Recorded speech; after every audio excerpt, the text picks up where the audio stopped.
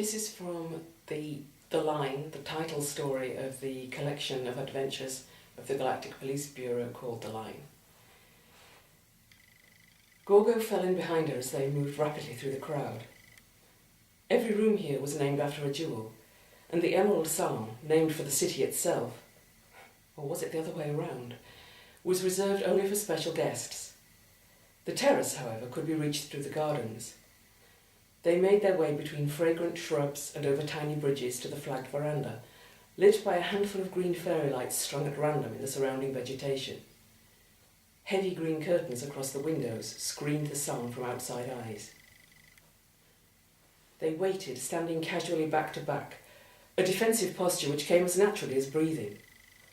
Both were alerted at the same moment. Isis's temple blood gave her a telepathic warning of any approach, and Gorgo's hearing was far more acute than a human's. Yet the enemy moved fast, and they had only a couple of seconds before the attack. There were 4 of them, probably male, but silent and hooded into anonymity. 1 approached from each end of the terrace, 2 from the garden. Knives gleamed in the green light. Regular steel, not force blades. Gorgo had drawn one of her own knives, and the instant she was sure of hostile intent, she threw it with deadly accuracy. One of the attackers stopped abruptly, the blood choking in his throat, and slumped to the ground. She had not paused to watch his death, for another was already upon her. She sidestepped fluidly and feinted towards his throat. He weaved back, chopped below the chop she aimed at his neck, and came up with all his energy behind her fist into her midriff. She had no time to jump back, only to tauten her stomach muscles. Both of them were rocked by the impact. Gorgo half turned to the right, ready for the potent left-handed attack of her species. The other adopted a defensive posture, but too late. He was fast and well-trained, but no human is as fast as a fighting Tharn. Her unsheathed claws raked at his face, while simultaneously her tail flicked his right arm and her feet stamped at his. He could not react to all 3 threats, and in the second's confusion her fist smashed his throat. He flew backwards off the terrace and lay still. Isis had had things less easily, but she had one great advantage in a fight. Although only barely telepathic, she had some degree of telekinetic skill. She had used this to trip one of her attackers while she concentrated on the other. Ducking, feinting and dodging, she held him at bay until a manoeuvre part luck, part judgment gave her the opportunity of a strike at his knife hand.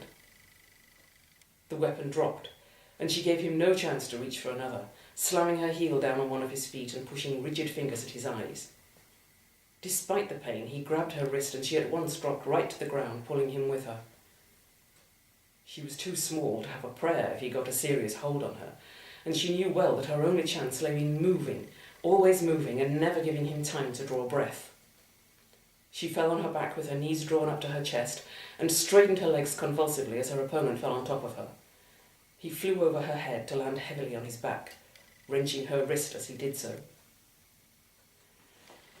It was Isis's good fortune to have dropped when she did, for the 4th man had recovered from his fall and 1 second later would have boxed her in. He was too intent on her to sense Gorgo until it was too late. The Tharn's body came arcing through the air, almost parallel with the ground, feet first, and her feet slammed into him, one against the shoulder, one against the head. Gorgo landed like a cat, and remained crouched, ears pricked and tail switching. Isis got to her feet and dusted herself down, rubbing her wrist.